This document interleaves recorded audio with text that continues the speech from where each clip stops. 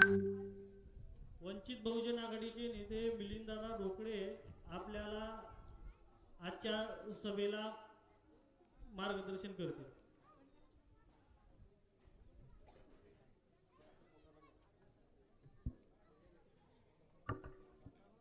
प्रथमतः बेंबळी ग्रामस्थ व परिसरातील लोकांची मी दिलगिरी व्यक्त करतो. आम्ही सभा उशिरा सुरू करत आहोत.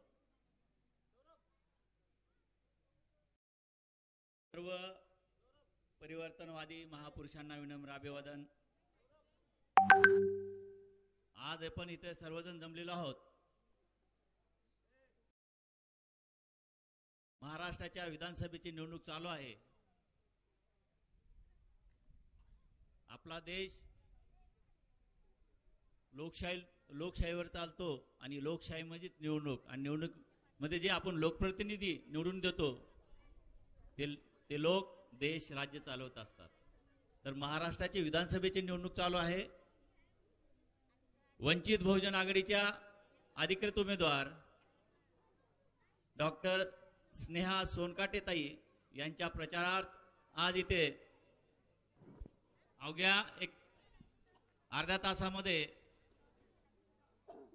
ओबीसी नेते प्राध्यापक लक्ष्मण हाके सर उपस्थित राहणार आहेत. या मंचकावर उपस्थित वंचित बहुजन आघाडीचे लोकप्रिय उमेदवार स्नेहा सोनकाटेताई, त्यांच्यासोबत उपस्थित असलेले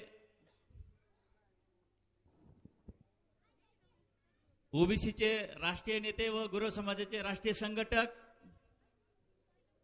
डॉक्टर नितीन ढेपे सर,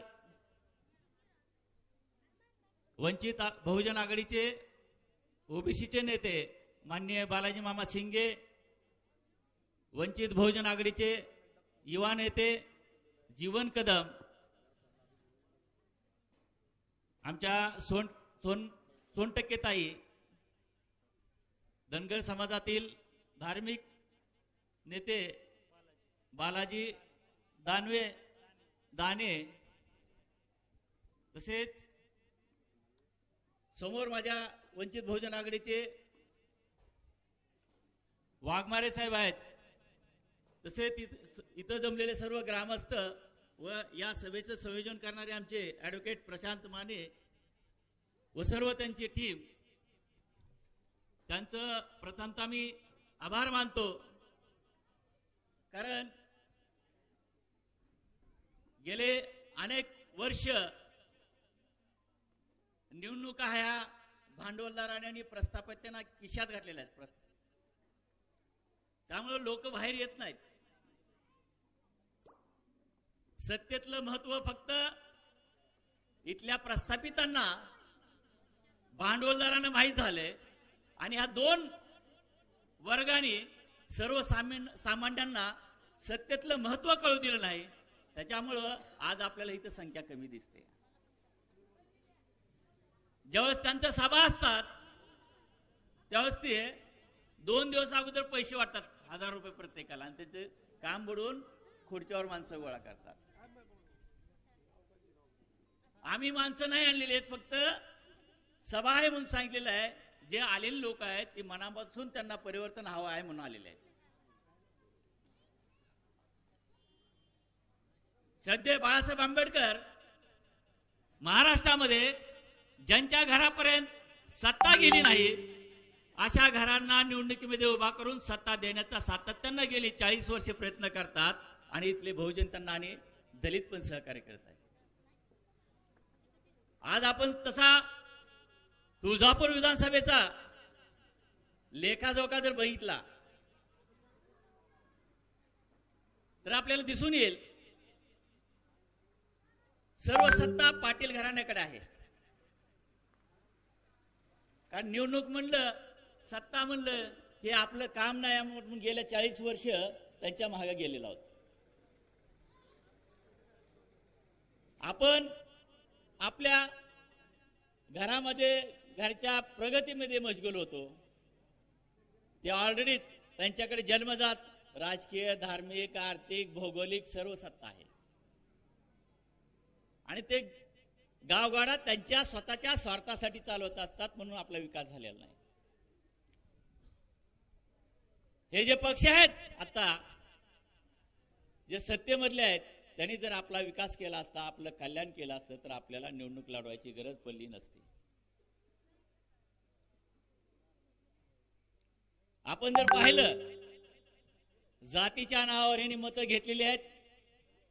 महाराष्ट्रामध्ये फक्त 170 ते 200 घराणे असतील, आता 300 घराणे वाढले असतील, कारण बीजेपी सेना पहिलं काँग्रेसच होती.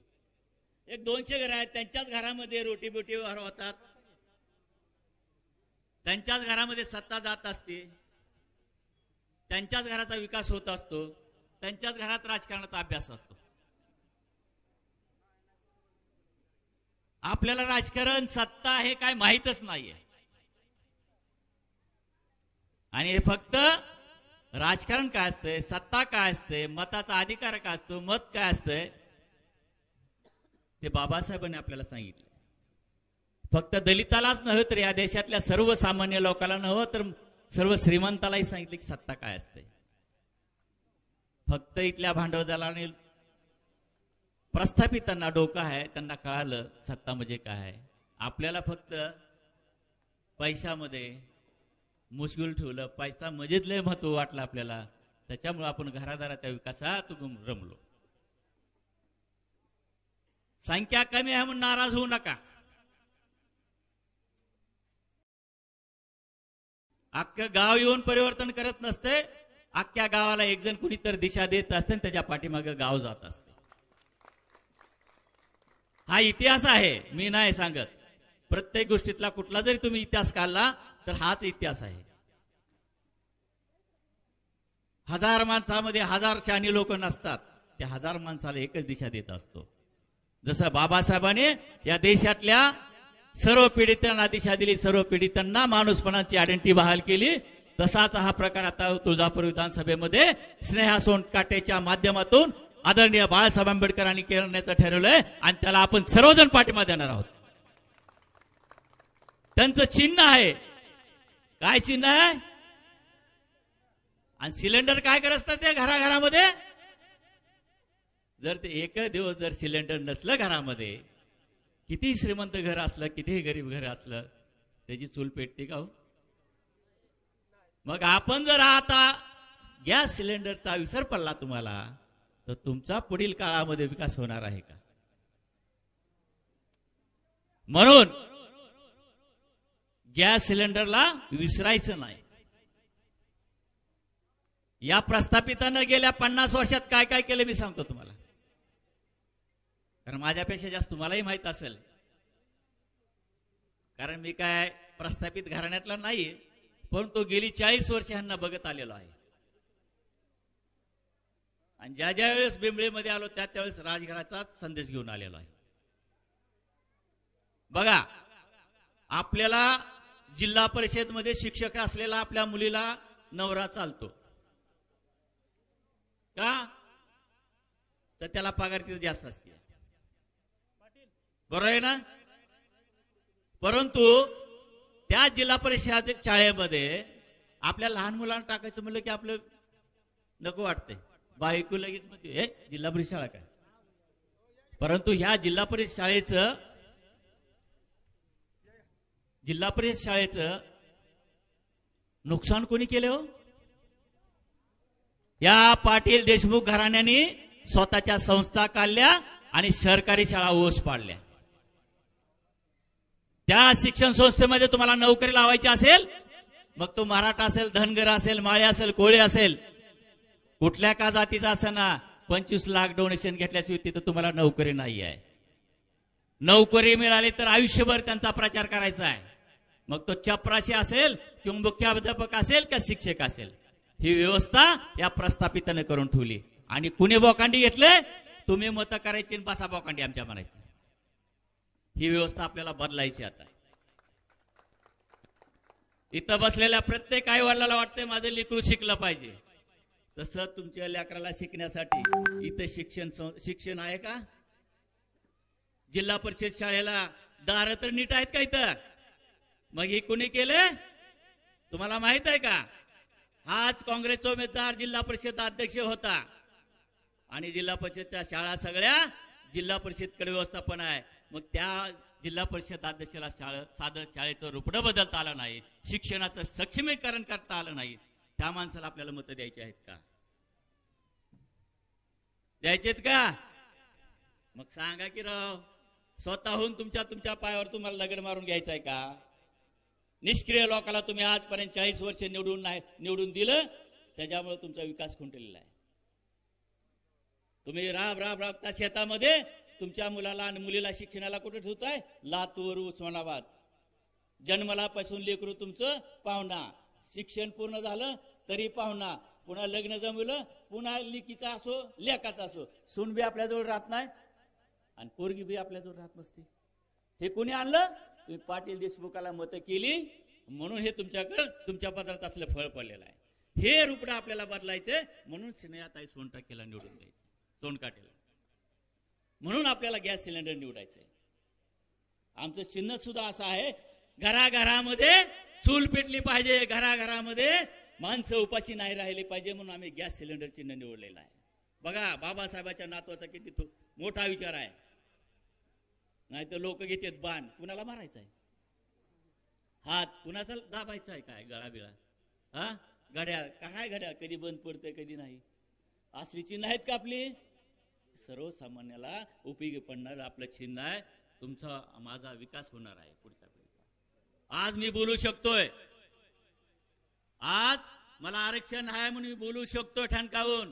माझी प्रगती झालेली आहे. आता त्यांनी सांगायचं बंद केलंय, सुप्रीम कोर्ट सांगायला तुम्हाला. ज्याचा काय अधिकारच नाही ते तुम्हाला सांगते. आता तुमच्यात वर्गीकरण ठेवलंय. दलिताच्या लोकांना सांगलो खास 40-50 जाती आहेत आपल्या, थोडस डोक्यात घ्या. म्हणजे आपलं कुठं तर आता तहसीलदार कांबळे, सोनकांबळे, बनसोडे, माने दिसत होते. तहसीलदार, कलेक्टर, कुठं तर सरपंच होता, तिथं बी भांडणं लावून टाकली. तिथं बी बघून ह्या पाटला देशमुखाला त्यांनी म्हणत नाही, ती सुप्रीम कोर्ट म्हणतंय वर्गीकरण केलं. ठीक आहे, आमचा वर्गीकरणाला सुद्धा विरोध नाही आहे, आमचा वर्गीकरणाला सुद्धा विरोध नाही. पण ती कपटीपणानं तुम्ही वर्गीकरण केलं, त्याला क्रिमिलेअरची अट लावली. बघा, कुठं तर आमचे कलेक्टर, इंजिनियर, डॉक्टर होत होते, तहसीलदार होत होती, जिल्हा परिषद सदस्य होती. आता त्यांच्यातच भांडणं लावली. ती क्रिमिलेअरची अट म्हणजे काय? एकदा मला जर त्याचा लाभ भेटला तर माझ्या भावबंधाला 20 वर्ष लाभ नाही. चालणार आहे काय तुम्हाला? बघा, नुसतं 20 वर्ष आरक्षण ठेवलं नाही असं नाही. त्यात काय झालं? आता समजा मला दुसरा भाऊ असला, ते काय म्हणणार? आपल्या घरचं सगळं आरक्षण तू घेतलंच काय? आपल्या सगळ्या घरचं पिढीचं आरक्षण तू घेतलं, आम्हाला 20 वर्ष भेटणार नाही, तुला नोकरी लागली, आता आम्हाला सगळ्याला सांभाळतो. कशी बसी एकट्याचं कुटुंब जागायचं, सगळ्याच्या बायका, सगळ्याची लेकरं, सगळ्याला सांभाळायचं म्हणजे कसं आहे? लावली की नाही भावाभावात भांडण्या? याच काँग्रेसने, याच बीजेपीने लावलेल्या आहेत. पण कुणाला सांगायला लावले त्यांनी? सुप्रीम कोर्टाला. आणि आपण म्हणतो चला बाबासाहेबांनी कायदा केलाय, सुप्रीम कोर्टाच्या पुढे आपल्याला जाता येत नाही. अरे बाबांनो, तुम्हाला सुप्रीम कोर्टाच्या पुढे जरी जाता येत नसेल तर ही 5 वर्षाला निवडणूक येते, तुमच्या हातामध्ये मत आहेत, सत्ता बदला, तुमचं नशीब बदलणार आहे. इथं बसलेला प्रत्येक माणूस सत्ता बदलण्यासाठी आलेला आहे. ह्या खुर्च्या सुद्धा बोलक्या आहेत. ह्या खुर्च्यांना सुद्धा वाटते इथल्या पाटला देशमुखांनी खूप माझ्यावर अन्याय केलाय, इथं जर माणसं बसली असती तर मला उन्हात तळावं लागलं नसतं. हे सगळं अपयश या इथल्या प्रस्थापिताचं आहे. ह्या खुर्च्यांना सुद्धा वाटतं, हे खुर्च्या सुद्धा सांगतात. आपल्याला आता गांभीर्याने विचार करण्याची गरज आलेली आहे. कारण त्यांनी नुसती भावाभावात भांडणं लावलेली आहेत, जाती जातीमध्ये, सिच्या जातीमध्ये भांडणं लावलेली आहेत. कारण इतके दिवस शिकून सुद्धा आपण अडणीच होतो, आता शिक्षणच भेटणार नाही, आपण भांडत बसणार आणि ह्यांनी पुन्हा आणि 50 वर्ष आपल्यावर राज्य करणार आहेत. तीच बोंब ओबीसीची बी केली. इथे बरेच जाणकार बसलेले आहेत. मंडल आयोग लागू झाला ते कुणाच्या आशीर्वादाने? कुणाला माहित असेल नसेल मी सांगतो, बाबासाहेबांचे नातू श्रद्धेय बाळासाहेब आंबेडकरांना व्हीपी सिंग आणि मंत्रिपदाच्या शपथविधीसाठी बोलवलं होतं केंद्रीय मंत्रिमंडळात. मी त्यावेळेस शालेय दशेमध्ये होतो, मुंबईमध्येच होतो, साहेबापाशीच होतो. बाबासाहेबांचं नातू तात्काळ म्हणाले व्हीपी सिंगांना, साहेब मला तुमचं मंत्रिपद नकोय, मला तुमचं मंत्रिपद नकोय. जो अनेक वर्षापासून काँग्रेस मंडल आयोग बाहेर काढत नाहीये, जो अनेक वर्षापासून बाबासाहेबांचं फुले आंबेडकरांचं नाव घेते, ते काँग्रेस मंडल आयोग लागू करत नाही. तो मंडल आयोग लागू करा, मला मंत्रिपद भेटल्यासारखं आहे. इथल्या सर्व 3072 जातींना मंडल आयोगातल्या न्याय भेटल.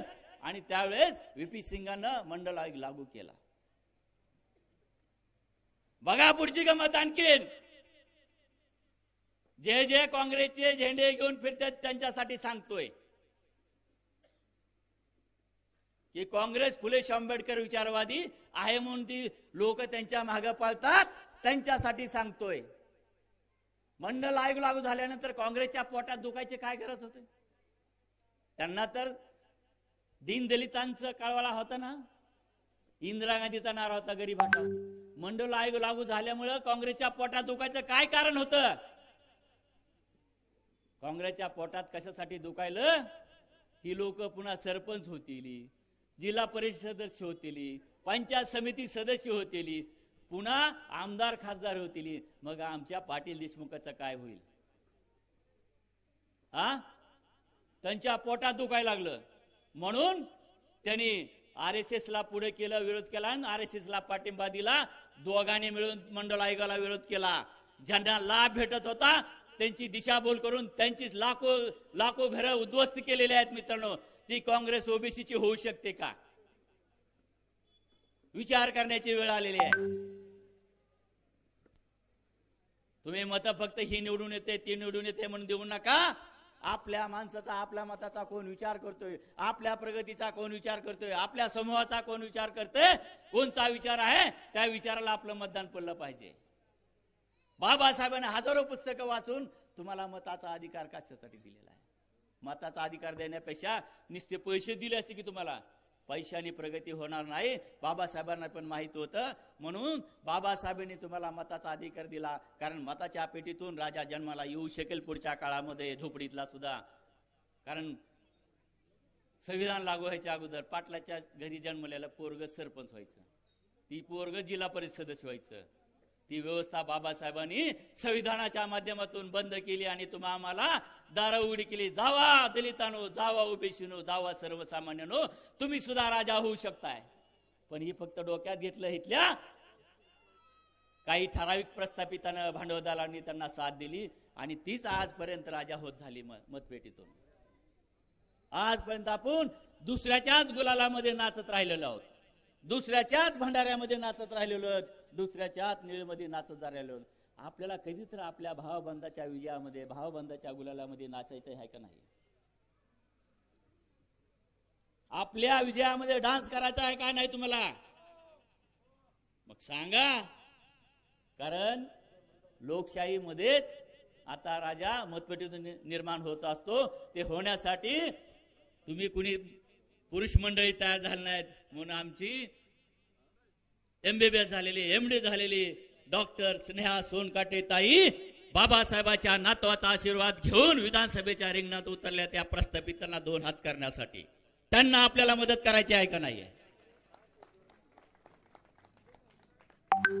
एक मुलगी जर रणांगणामध्ये उतरत असेल तर तुम्ही साधं एक मत देऊ शकत नाहीत का? किती दिवस दादा काका मामा करीत बसणार आहेत? अरे दादा काका मामा किती जरी चांगले असले तर त्यांच्या पक्षाचे धोरण तुमचे नरडी कापण्याचं आहे. म्हणून दादा काका मामा यांना बाजूला सारा आणि येणाऱ्या 20 तारखेला गॅस सिलेंडरच्या समोरील चिन्हाचं बटन दाबा आणि आपला विकास साध्य करा.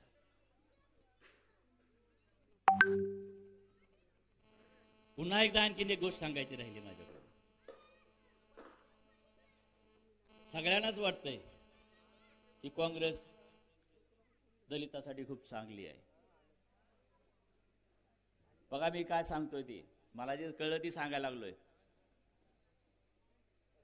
काँग्रेस खूप चांगली आहे असं आपल्या सगळ्यांनाच वाटतंय आणि संविधान लागू झाल्यापासून काँग्रेसच सत्तेवर आहे. बरोबर आहे का नाही? संविधान ते त्यांच्याकडे पण येणार आहे. मी सगळ्यात पक्षाचं सांगतो, थोडस धीर तर धरा. पाटला देशमुखला धीर धरतो, एखाद्या दलिताला धीर धरतो. थोडं 5 मिनिट द्या, मी ते पण सांगतो. तुमचं समाधान केल्याशिवाय स्टेजवरून खाली बसत नाही. तर या काँग्रेसनं काय केलं राज्यानो, बाबांनो? ज्या बाबासाहेबांनी संविधान लिहिलं त्या बाबासाहेबाला संविधान सभेमध्ये महाराष्ट्रातून जाऊ दिलं नाही या काँग्रेसच्या लीडरनी. या काँग्रेसच्या लोकांनी, या गांधीच्या लोकांनी बाबासाहेबाला महाराष्ट्रातून संविधान सभेमध्ये जाऊ दिलं नाही. तर बाबासाहेब पश्चिम बंगालमधून मुस्लिम लीगच्या पाठिंब्यावर संविधान सभेत गेले आणि तुमच्या आमच्या कल्याणासाठी संविधान लिहिलं. ही काँग्रेस आपली होऊ शकते का? ही आता विचार करण्याची वेळ आलेली आहे दलितांनी. ही काँग्रेस आपली होऊ शकते का? हे आता विचार करण्याची वेळ आली आहे दलितांनी. ज्या बाबासाहेबाला लोकसभेमध्ये जाऊ दिलं नाही सार्वत्रिक निवडणुकीमध्ये, हीच काँग्रेस बाबासाहेबाच्या विरोधात उमेदवार उभं करून बाबासाहेबांना पाडण्यात आलं.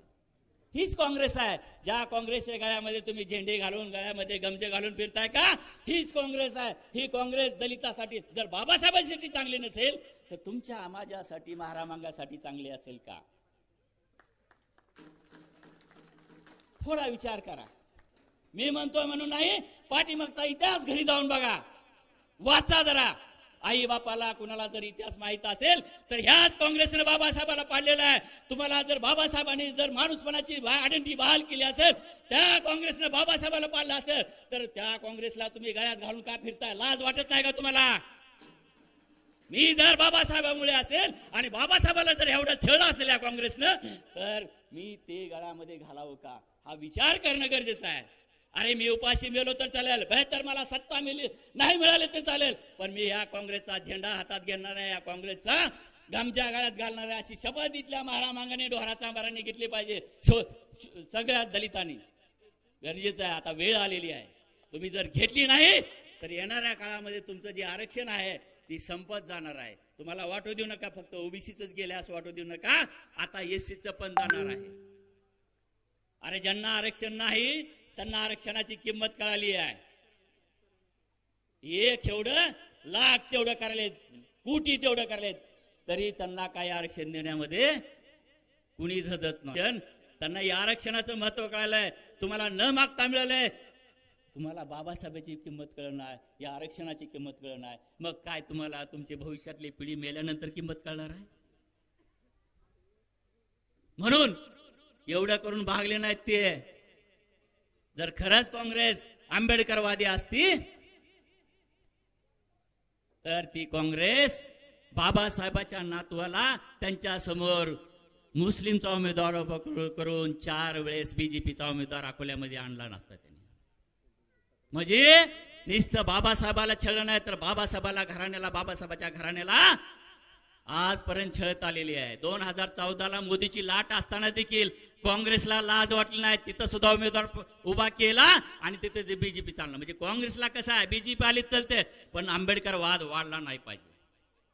राजकारणामध्ये आंबेडकर वाद वाढला नाही पाहिजे याची दक्षता पुरेपूर ही काँग्रेस बी घेते आणि बीजेपी बी घेते.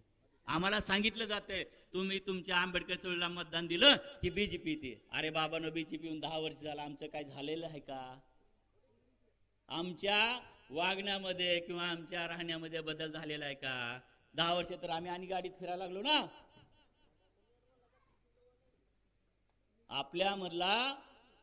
आपल्यामधली चळवळ निघून गेलेले आपण बघना झालो. पैसे भेटले की चला कुणाचा वेगळ्यात गमजा घालायला लागला. आता विचार करण्याची वेळ आलेली आहे. म्हणून येत्या 20 तारखेला कुणी काही सांगेल, तुम्हाला तुमची प्रगतीच खरं, तुमच्या भविष्यातल्या पिढीची प्रगती करायची असेल, काळजी असेल, तर गॅस सिलेंडरवर मतदान करणं गरजेचं आहे. बघा, आपल्याला काटा जरी रुतला किंवा सर्दी झाली तर आपला आईबाप 4, 9, 10 दिवस डॉक्टरकडे नेते, 10 दिवस आराम करायला लावतात का नाही? लावतात ना. मग बघा, बाबासाहेबाच्या नातवाची अँजिओप्लास्टी झालेली आहे. बाबासाहेबाच्या नातवाची अँजिओप्लास्टी झालेली आहे. मग त्यांना वाटत नसते का स्वतःच्या जीवाची काळजी वाटत नाही का? परंतु बाबासाहेबाचे नातू तुमच्या माझ्यासाठी, इथल्या दीनदलितासाठी, इथल्या ओबीसीसाठी बाहेर पडले. 2 दिवसातच ऑपरेशन झाल्यानंतर बाहेर पडलेले आहेत आणि ते पूर्ण महाराष्ट्रभर फिरून तुम्हाला विनंती करत आहेत, बाबांनो आता नाही तर कधीच नाही, बाबांनो आता नाही तर कधीच नाहीये. मग आपण विचार करणार आहोत का तसंच नाही ऐकल्यासारखं पुढे जाणार आहोत? म्हणून आता जी परिस्थिती निर्माण झाली आहे महाराष्ट्रामध्ये, ते ओबीसीची, एससीची, एसटीची गोची होणार आहे. येणारा काळ जर ही तिन्ही समूह जागे नाही झाले तर समजायचं तुमची पुन्हा नंतर कोण सदस्य होणार नाही, ग्रामपंचायतला सरपंच होणार नाहीत किंवा तहसीलदार होणार नाही, कलेक्टर होणार नाही, तुमची कसलीच प्रगती होणार नाही. सामाजिक, राजकीय, आर्थिक प्रगती हळूहळू खुंटत जाईल. पुन्हा आमच्या भीमनगरमध्ये जरा ती माग कसला गाडगा होता, मातीचा, आता फक्त स्टँडर्ड गाडगे येईल, तांब्याचं गाडगे येईल किंवा पितळेचं गाडगे येईल. खराटे सुद्धा आता वेगळ्या पद्धतीने म्हणजे मॉडर्न स्टाईल खराटे येतील.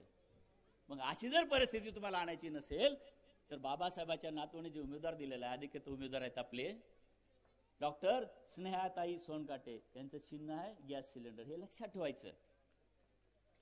सिलेंडरला कधी विसरायचं नाही. तुम्ही सिलेंडर विसरला तर येणाऱ्या काळातला तुमचा पूर्ण विकास खड्ड्यात जाणार आहे. म्हणून तुम्हाला मी सर्वांना सांगितलं दलितांना की बाबा काय करायचंय, आपण घरी जाऊन या गोष्टीवर, आणि 20 तारखेला खूप वेळ आहे, आज मला वाटतं 12 तारीख आहे आणि 8 दिवस आहेत, दाबताना संबंधावर विचार करा आणि तुमच्या प्रगतीचा मार्ग खुला करा. आपल्या ओबीसीचे नेते येणारच आहेत, काही गोष्टी सांगायच्या आहेत, परंतु काही मुद्दे मी पाठीमागच्या वक्त्याला ठेवतो. पुन्हा एकदा तुम्हाला कळकळीची विनंती करतो की येणाऱ्या 20 तारखेला वंचित बहुजन आघाडीचे उमेदवार स्नेहा सोनकाटेताई यांचं चिन्ह आहे गॅस सिलेंडर, समोरील बटन दाबा आणि त्यांना प्रचंड मताने विजयी करा आणि आपल्या तुळजापूर विधानसभा मतदारसंघातील सर्वांगीण विकास साधा. काही गोष्टी आणि सांगायच्या राहिल्यात ती 2 मिनिटात सांगतो. आपण ज्या शेतकऱ्यांनी जातीची माणसं आहेत म्हणून त्यांना दिलं, जिल्हा मध्यवर्ती बँक आहे ना कोणाच्या डोक्यात नाही? ते जे शेतकरी आहेत त्यांचे शेअर्स पण असणार आहे जिल्हा मध्यवर्ती बँकेचे. ती बँक कोणी खाल्ली हो? त्या बँकेमध्ये शेतकऱ्यांनी स्वतःच्या मुलीच्या लग्नाला, स्वतःच्या मुलाच्या लग्नाला किंवा शिक्षणाला पैसे ठेवले होते. ती बँक कुठल्या पाटलाच्या भावाबंधांनी खाल्लेली आहे? ते कुठल्या पक्षात होते?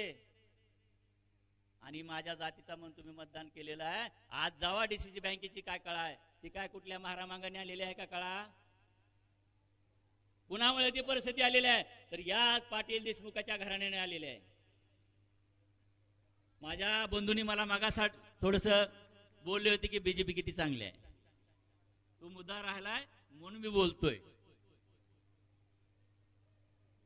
तुमचं ठेतात आपल्याला गुमराह करतात. त्यांना या देशातील जनतेला वेडं बनवायचं आहे, पंगू बनवायचं आहे. ज्या बीजेपीनं, म्हणजेच आजची बीजेपी, आजचं कमळ म्हणजेच आरएसएस, ज्या आरएसएसच्या विचारानं बाबासाहेबाला तहान लागली होती. बाबासाहेब प्रवासाला निघाले होते, बाबासाहेबाला तहान लागली होती. याच बीजेपीच्या विचारानं, याच मनोवादी लोकांनी बाबासाहेबाला पाणी भेटू दिलं नाही. जे बाबासाहेब आमचा उद्धार करतात त्या बाबासाहेबाला या कांबळ्यानं पाणी भेटू दिलं आहे. या कांबळ्याचे आपण जेडी घेऊन फिरायचे का महारामागाने? जर तुमचा बाबासाहेब बाप असेल, माझा बाप असेल, माझ्या बापाचा बाप असेल, माझ्या पोराचा बाप असेल, सर्व देशाचा जर बाप असेल आणि त्या बापाला जर या बीजेपीच्या विचारानं पाणी मिळू दिलं नसेल तर त्याला आपण मतदान करायचंय का? साधा सुद्धा प्रश्न आहे. चौथीचं लेकरू सुद्धा सांगल, पण तू चौथीच्या लेकराचा बाप मात्र पैशाच्या नादात कुणाला मतदान करावं ती कळतच नाही त्याला. ही बीजेपी आहे. ज्या बाबासाहेबांना आपला उद्धार केला ना त्या बाबासाहेबाला खूप छळले या बीजेपीनं. पाणी मिळवू दिलं नाही, नोकरी केली तर नोकरी करू दिलं नाही, अशी ही बीजेपीचे विचार आहेत. अशा बीजेपीला सुद्धा आता आपल्यामध्ये थारा द्यायचा नाही. फक्त थारा कशाला? गॅस सिलेंडरला. मला पुन्हा एकदा तुम्हा सर्वांना विनंती करतो, मी खूप वेळ घेतलेला आहे.